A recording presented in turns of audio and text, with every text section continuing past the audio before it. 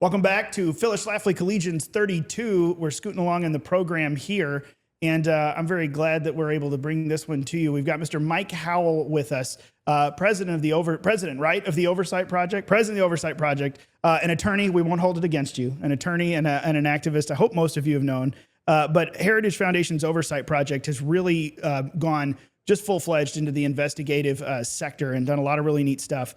Also, you're an investigative columnist for the Daily Signal. And leads an incredible amount of Freedom of Information Act requests that you guys are doing. So that's always fun. But previously you were over at Department of Homeland Security, I think, and then oversight committees in the U.S. House and Senate. You have a lot of oversight experience. Now you're at the Oversight Project. Mike, thanks for joining us and being here with us for a little bit. Thanks for having me on, guys. Yeah, absolutely. We're glad to do it. Glad to have you. And, we've been talking, we're kind of diving in because our theme this year for the Phyllis Schlafly Collegians, of course, Phyllis Schlafly always had this leadership building conference. Each year is a little bit of a different theme, building America's golden age. We're playing off of Donald Trump's inaugural address. And it really is, it's time, we're in charge now. So it is time to not just do the same things that Republicans have always done or to counteract the last 4 years, just to have it counteracted against us. That's not how the left plays. Every time they break something new, now is the time for us to build something anew.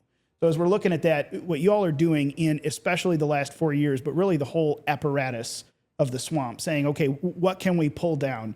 This is so important because there has to be accountability. So where did the Heritage Projects or the Oversight Project out of the Heritage Foundation, where did that start? What was the genesis of it? And kind of, the origin story and the mission you guys are on, if you just give us a synopsis. Yeah, so it's a kind of long story, but I'll try to make it short. As you mentioned, I was doing oversight work on Capitol Hill. And it was a lot of fun. It was during the Obama years, and so we were taking down kind of Obama-era scandals. Then I went into the Trump administration. Trump wins. He needs people to defend against oversight. Went into DHS and did that.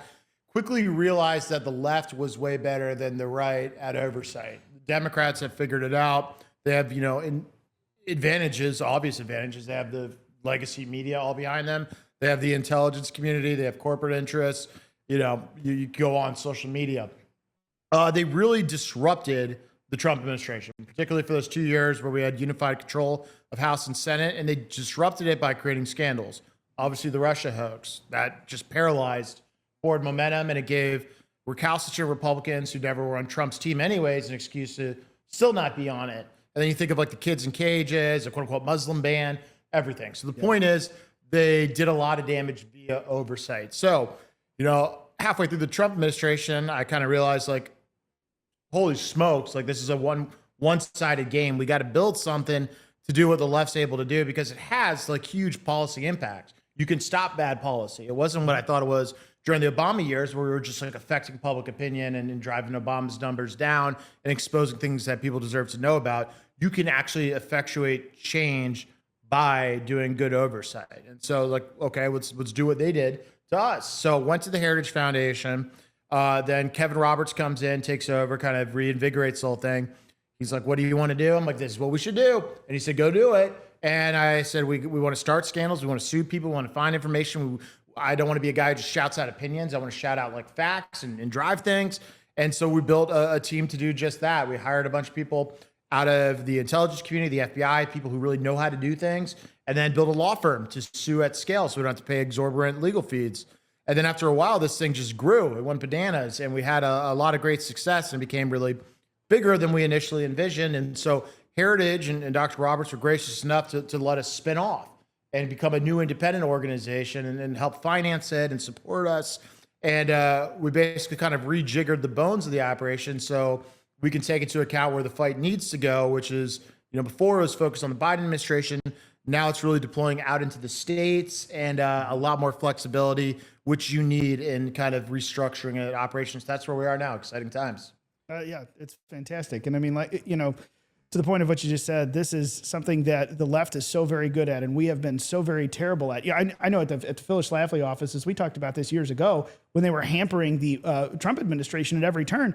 It's like, well, shoot, I know conservatives normally want to play we want to be like the founding fathers and everyone is nice to each other. And we have, big grand oratorical discussions and debates instead of the nasty, dirty lawfare kind of fighting. But where are our conservative lawfare? Where are the people who are hampering them and making it hard to get things done? So when Oversight Project popped up, we got real excited because someone needed to fill that space. So we're eternally grateful, and a lot of other people are. Thank you. So some of the big things that you all are following, Autopen. The Autopen scandal is one of the big ones that's gotten a lot of traction, especially the last couple of weeks. We've heard a lot of discussion about it in Congress again. Obviously, I trust the Oversight Project more than the Oversight Committees. No offense to anyone on the Oversight Committees. What are you guys looking at with that? Does there seem like there's actually some kind of traction we can make forward on this rather than just naming people actually getting accountability? Yeah, absolutely. But before I dive in, I can't resist the temptation to talk about the Congressional Oversight Function. Oh, please do. Because I share your views on the lack of the ability of Republicans to do well in this space.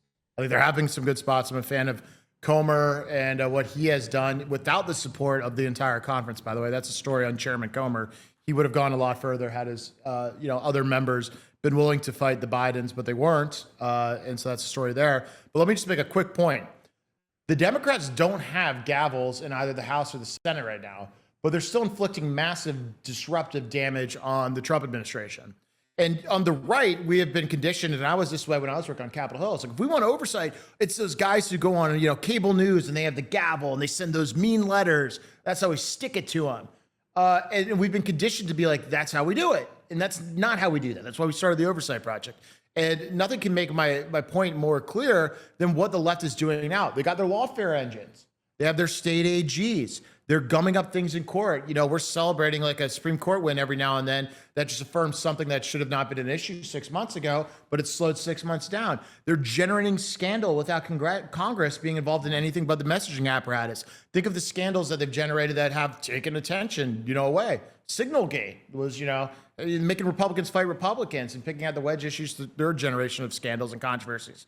So the left is way better at it, and the right is way worse at it. Why we build the Oversight Project, but it'll never change until we adopt the leftist view of the structure, not obviously their views of ideology or anything else. They view Congress as basically just another tool in the toolkit and a medium. Like these Democrat Congress members with, bumbling IQs and inability to even coherently do anything are better at oversight than some of our smartest Republicans. And that's because they understand they all got to be on the same page. They got to be unified.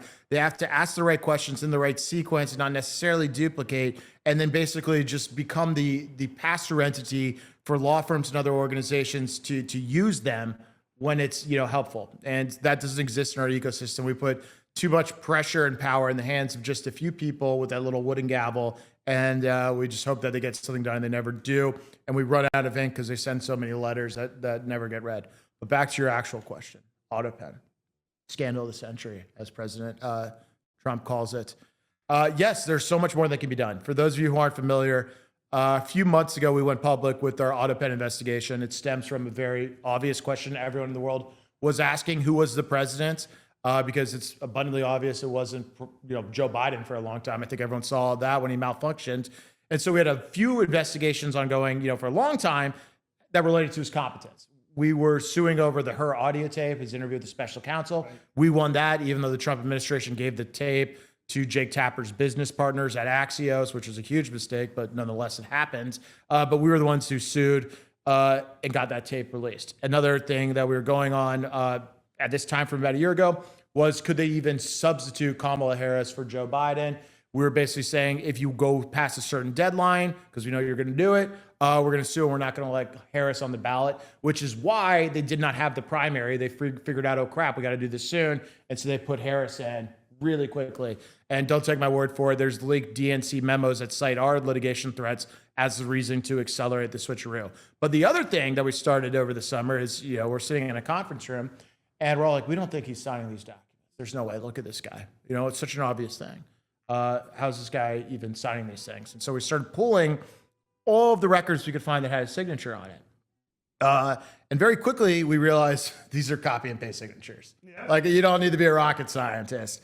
And then we also found out that times where they said he was signing things in Washington, D.C., on the face of the document says sign in Washington, D.C. The guy's in the U.S. Virgin Islands. And so it's just not even a good effort at hiding it. So then Harris gets subbed in for Biden. We're kind of all right, we got a lot of other things to do. Let's get back to that one day. So fast forward to about 2 months ago, Attorney General from Missouri, Andrew Bailey, writes a letter basically being like, hey, by the way, I think everything Biden did was legal because he didn't know about it. Now that everyone agrees he malfunctioned. And so then we released our first tranche of our Autopen findings, which I just mentioned, and they go just absolutely bananas. And subsequently, we find more and more and more evidence of different types of Autopen usages, the frequency at which it was used, when Biden was even in the White House doing other things, and just prove over and over and over again every element of this. There was a massive hearing in the Senate a couple weeks ago where our board member Theo Wohl testified, laying out the case that this is basically one of the devices and instrumentalities by which they evaded invoking the 25th Amendment. Because think about it, 25th Amendment, 1967, 4 presidents have been assassinated in 100 years. 2 had been incapacitated. People are like, we got a problem. We got to figure out like a playbook as to what to do when the president goes down. Like we can't keep making it up as we go. And so everyone agreed. They wrote the 25th Amendment, and Section 4 of it was, all right, when the vice president and cabinet realize that the president's incapacitated, they have to. It doesn't say have to, actually. That's the problem. They can invoke the 4th section of the 25th and tell the Congress, hey, the president's no bueno. The lights are on, but nobody's home. They didn't do that. The Biden cabinet didn't do that. Harris didn't do that. And they didn't do that because they preferred an incapacitated president for whatever reason we can imagine. And so that hearing brought it to a constitutional level. And I think we really need potentially reform to the 25th Amendment. The whole Constitution depends on moral men of character actually implementing it and not trying to avoid adherence to the Constitution. But nonetheless, with the Democrats in the United States, we now know that can't happen. And so that's the Autopen scandal. Can there be accountability? Yes. All of these things were illegal. They're invalid. Don't take my word for it. Take President Trump's word. President Trump said the pardons are null and void. I told that to Adam Schiff at a hearing I testified at, but he ran out of the room because the press told him I was going to say it. But I told it to his colleague, Senator Durbin. He has a no good funky pardon. He should be charged for the crimes that he admitted to when he accepted the pardon. His crimes related to January 6th committee, probably many more. The same goes for Fauci, for Milley. And so the Trump administration can charge those people criminally. They obviously would say, hey, I got a pardon. Trump administration says your pardon's no good. Here's why. And then we fight that out there. But you go down the list, there's other things beyond just the pardons. I mean, there's executive actions that had implications. People have talked about legislation, although there's a better argument because he was actually signing things on camera. But basically, anything that happened under, particularly the dying days of the Biden administration, is all legally suspect.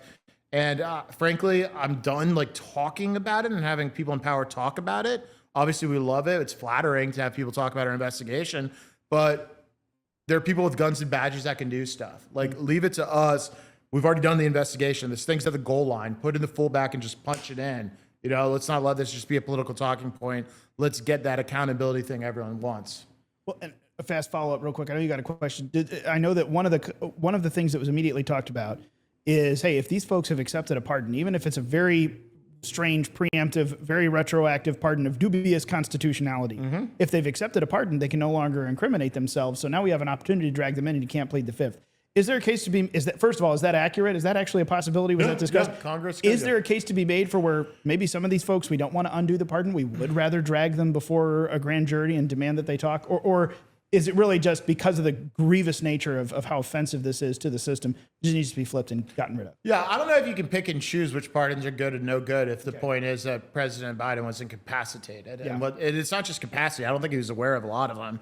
And I think it's absurd to think he was on the final days doling out these pardons and he was deciding and aware of, who got what and for what.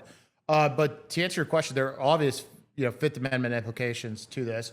And Congress can call people in, and there's also other ways of the process. Like if Hunter lies to Congress now or refuses a congressional subpoena now, that's after the period of the pardon. And so you could get at it that way. Another thing is, and you noted this when you said dubious constitutionality of these whole things. I'm not 100% sure these are pardons. They say pardon on the top, and they're called pardons, but we've never seen anything like this before.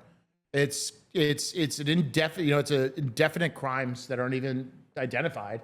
It's just a suspension of law for a lot of people for a long period of time. And I'm not sure that's exactly what the pardon power the founders contemplated is.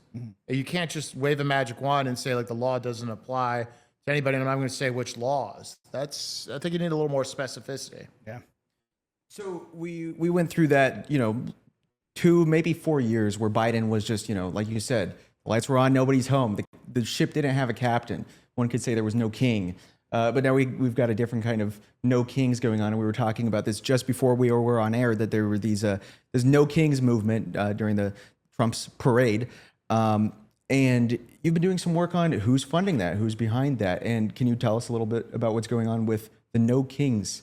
Yeah, so there's a lot of no kings. On the funding stuff, I got to give a shout out to Seamus Bruner over at the Government Accountability Institute. He put out a great report on the funding, and it's what you'd expect, a lot of money passing through the traditional like dark money operations on the left, like Arabella Advisors. We issued a kind of different angle of a report on Monday, yesterday, where we looked at kind of a mapping of the network analysis of the organizers of the No Kings, Group 50501, or something to that effect, because we saw in real time that lying legacy media was pitching and framing No Kings as a kind of grassroots, middle of the road, nonviolent, just broad-based rejection of President Trump, which is absurd. And like Democrat politicians were, tweeting out no kings, no kings, no kings, what have you. But we understood at its core the No Kings to be an expression of a very dark communist ideology and far left authoritarian ideology. And that was evident, I think, for anyone who understands how modern leftism works. So we looked at the organizers and we basically mapped out their social networks. And lo and behold, they are hard left. They're communist left. They're leftist authoritarian. We can quibble over the exact terms, but what they are not is what CNN and MSNBC and the politicians told you they are. And so we figured this out by identifying the organizers. Who do they follow? Who do they, collaborate with? What are the politicians? Bernie Sanders is their favorite. What media do they follow? What other political organizations like the communist parties or foreign influence operations they follow? And it's clearly not driven out of the grassroots. It's clearly driven out of something much darker. And I think that's critically important because we're in this interesting period where the Democrats, for public purposes, are pretending to be moderating after they got just blown out in 2024. And they're pretending to be this middle-of-the-road, moderate, centrist party. But they are not, and they can never get back to that. And they cannot transgender, for lack of a better term, the No Kings communist movement to make it appear as if it's like some mainstream middle of the road. And I think that is a fundamental problem in their political coalition. They cannot kick the crazies out. Their base is crazy. It is the violent gangbangers. It is the childless upper middle class women who don't have families. They're reproducing. It is the illegal aliens. It is the criminals. That is the base of the modern Democratic Party, particularly as older, baby boomers are aging out and some, unfortunately, dying off. That Bill Clinton era of blue dog Democrat is dead. It is the AOC party right now. And even AOC puts on a little bit more of a respectable veneer as to the hardcore communists, but that's what they are. And that's why our report into No Kings is so important. Well, let me move to another one because that's, the No Kings. There's, to your point, we got a lot of childless cat ladies. Yeah. in the vice president's sexual word. deviants when I was going through my list. Yeah. They have all the 9 out of 10 sexual deviants vote left. Yeah. Despite that, one of the biggest moving pieces of the left's machine, how we've rigged elections, how we've rigged the House of Representatives, is the census and the counting of illegal immigrants in these huge big blue cities, big blue states. That's something that I know is being talked about with renewed effort. Trump 1.0, obviously, they went after, we want to put a question on the census. Are you a citizen or not? That's it. Now it seems that they're going at it with a renewed purpose. When it comes to, and I know obviously this, in a lot of respects, this is something you guys have collided with. Do you really think there's a chance that, let alone before the midterms, just at all, they're going to go after the census in a new way and use that as a tool to really correct some of the folly and mistakes we've made with House districts, with electoral maps, and redo this the right way? Because we know that there's inflated numbers all over the place for California, for other big blue areas. What's the reality of that? Are you guys working on that project at all and looking at it? So, couple ways to answer your questions. First is I think the census and the drawing of districts and the impact of illegal aliens on that is like an ancillary benefit for the left. I don't think it is.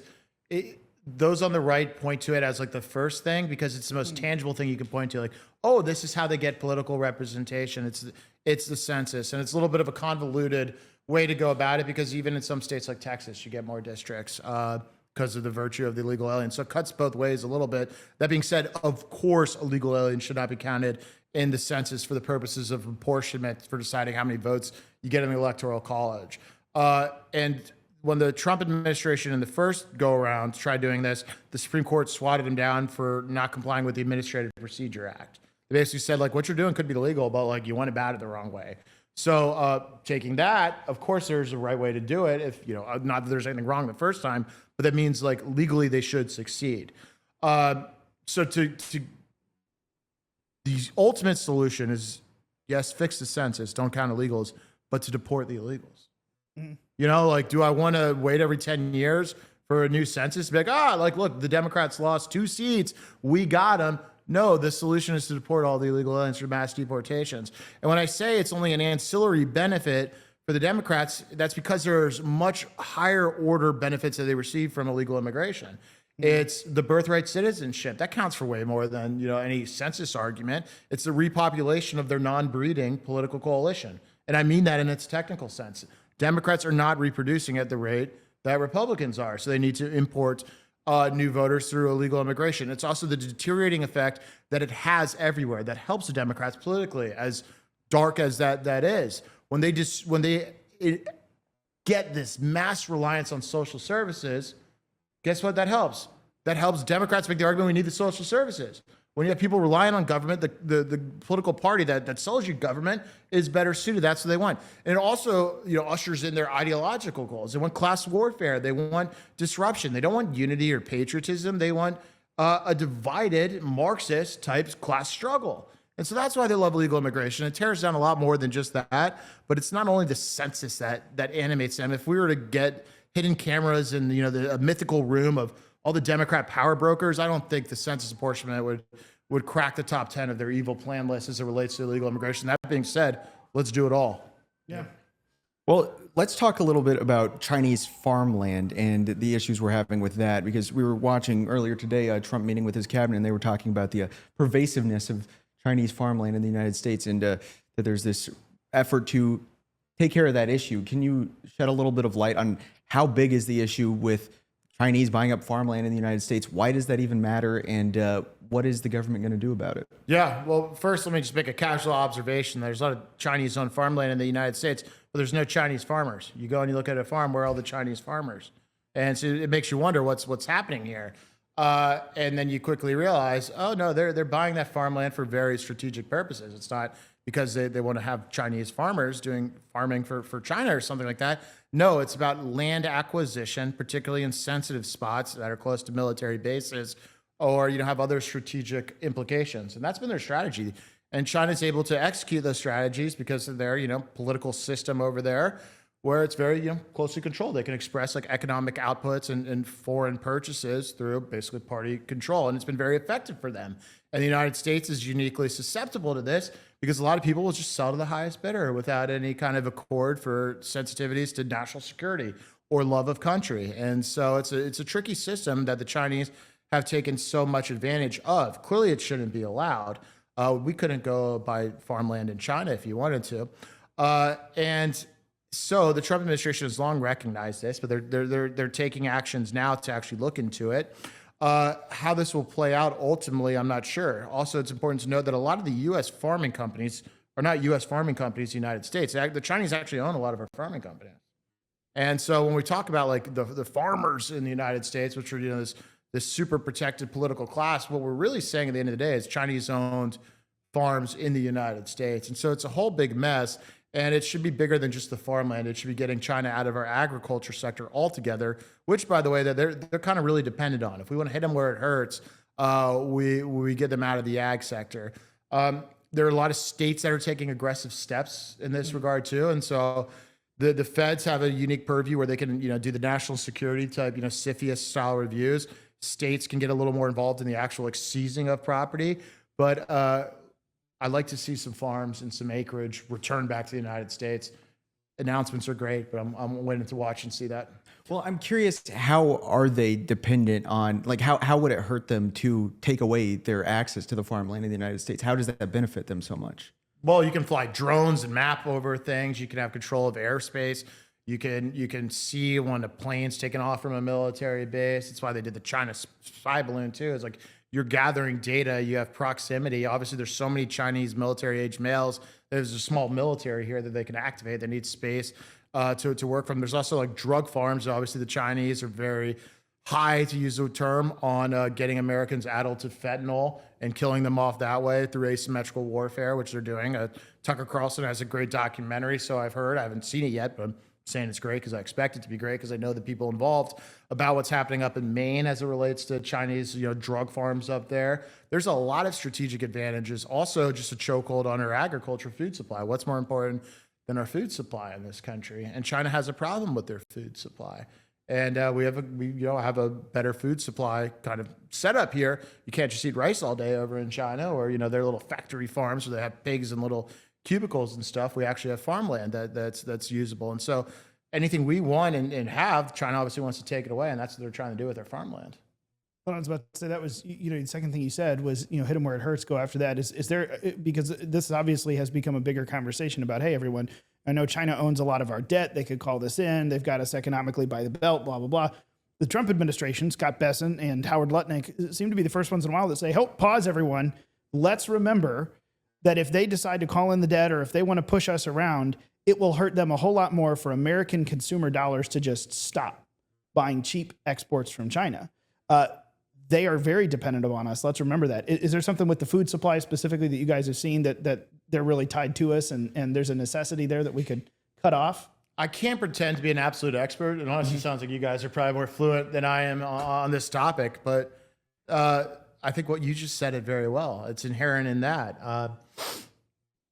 We produce a lot of things in this country that China has a very big interest in terms of the agriculture, and they are intertwined to a certain extent. But look, if they had a food crisis in China, they would be heavily reliant on our stuff. Yeah. Well, next question. We would be remiss if we didn't hit the topic of the day. Where are the Epstein files, Mike? And why are you hiding them? No, but really, the Epstein files, because as we talked with Garrett Ziegler the last hour or the last section here, something like that is about so much more than that man and his corrupt anything. It tentacles into everything. And it's not just the prosecutorial side of it and the FBI and the DOJ, who everyone's yelling at. I want to know about our intelligence agencies and other intelligence agencies, who's holding the files, who doesn't want them out there, who it's protecting. Not who's on the lists, who's protecting the list and who does the list protect, who's not even on the list. We're layers away from the real answers on a lot of this. What work have you all done on this? And what's your take on what we're seeing, the back and forth now? Yeah, I think you could teach a class on the worst rollout attempt to end a controversy in the history of the United States. Like you have on Sunday, out of nowhere, holiday weekend, a 2-page memo just shows up in Axios in the evening, being like, FBI and DOJ said nothing to see here. We've all seen the memo by this point. That begs instantly way more questions than it ever even purports to answer. And there's a couple massive red flags with that memo. First is joint memo. Okay, you guys have been in DC. There's only 2 reasons why you ever have a joint memo between agencies or anybody else. 2 reasons.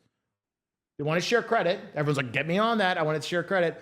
Or it's like, I'm not signing that alone. Let's share the blame. So you can take your guesses this one is. Speaking of signing, no one signed it. For something of this magnitude, something that all of the principals of the relevant agencies have spoken about at length, we as the American people deserved an explanation from them directly, not an unsigned 1.5-page memo. Now, a couple more things that really grinded my gears. The memo gratuitously and without reason forecloses the opportunity for more government investigation into this. There is a line in there that couldn't have been written by Bill Gates' lawyers any better.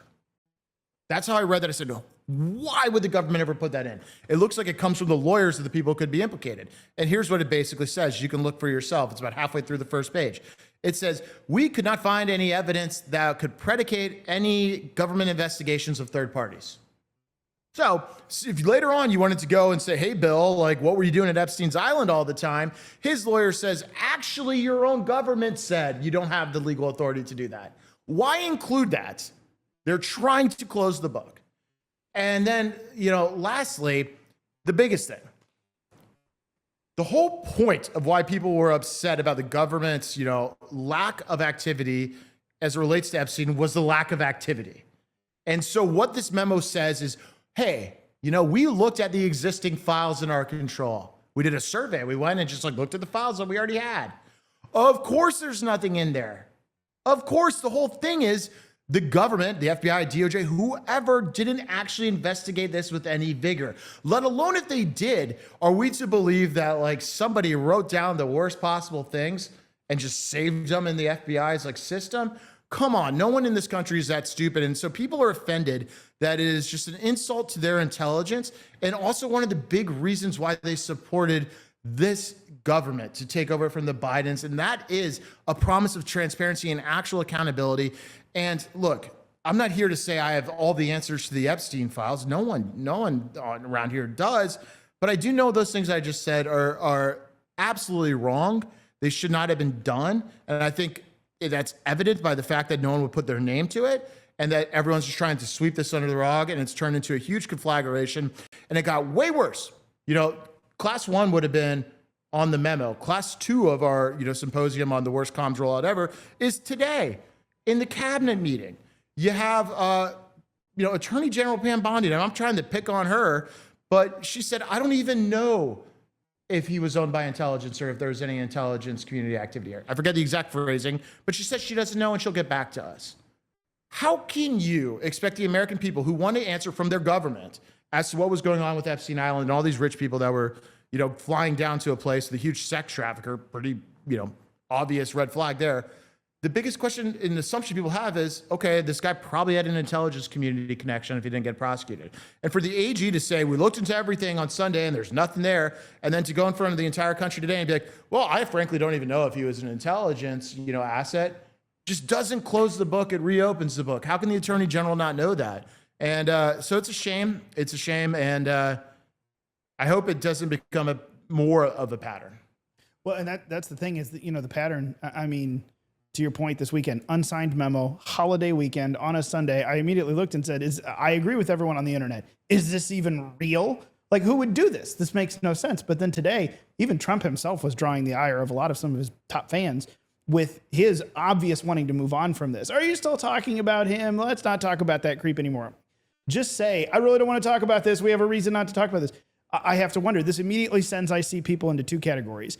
There's the trust the plan people who are like, oh, they're working to root out the stuff and they're using the blacklist against everyone. And the other people who say they have sold us out. Who bought them? Do you think one of those two extremes is in any way, shape, or form accurate from the rumblings you hear, or is it maybe somewhere down the middle?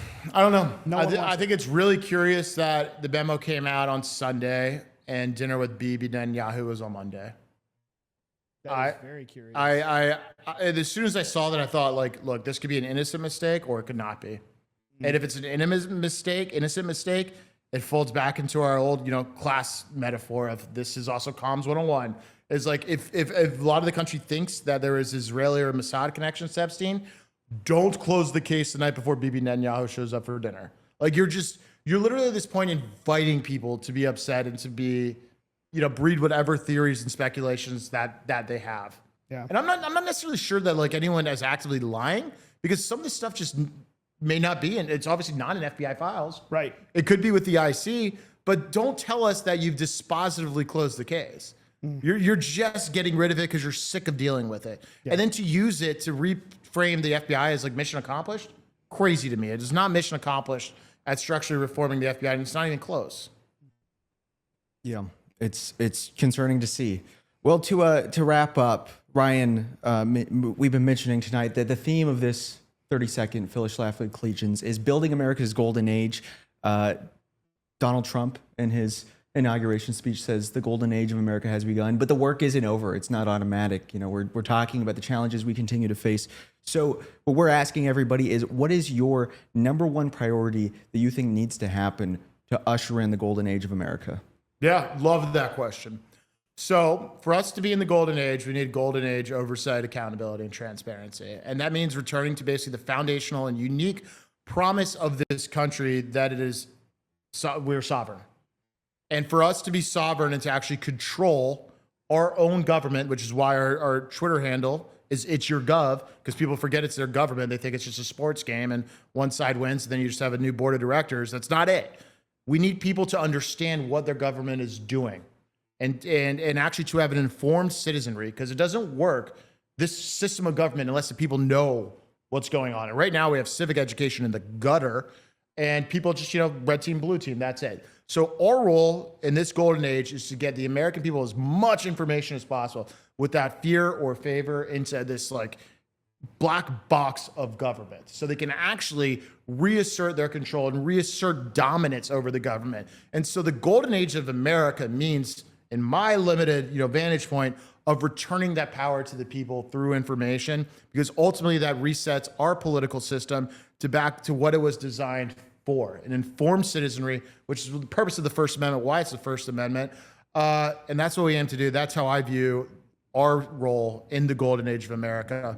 And so let's give it back to the people, because it's your government. FOIA, everything. Bring it all out to the open, because it's true. We need it. Civic education is in the gutter. But frankly, even if we reinvigorate civics in America again, people still need the source documents, the information to go off of. And you guys are the ones doing it. So keep going. Mike Howell, itsyourgov.org. You can follow him on X, Howell tweets. I should have done that. Everyone was hopping on the @real_whoever phase, and you got no. Mike Howell tweets. I love it. It's good stuff. I X now. X. You know what? I finally have transitioned to X, and then our Rumble guy here keeps saying Twitter tonight. Now I'm confused. I don't even know. And I thought we had gotten past, identity confusion, but here we are back at Twitter and X. I don't know. Mike Howell, the Oversight Project. Thank you so much for your time. We appreciate you so much. Thanks, guys. Absolutely. Folks, we'll be right back. Collegians 32, Phyllis Schlafly Collegians 32. We got Aaron McIntyre on the other side of the break. Give us just a few. We'll be back with him. We're going to talk about a little bit of American identity. Lots coming up still to go this evening. We'll be right back.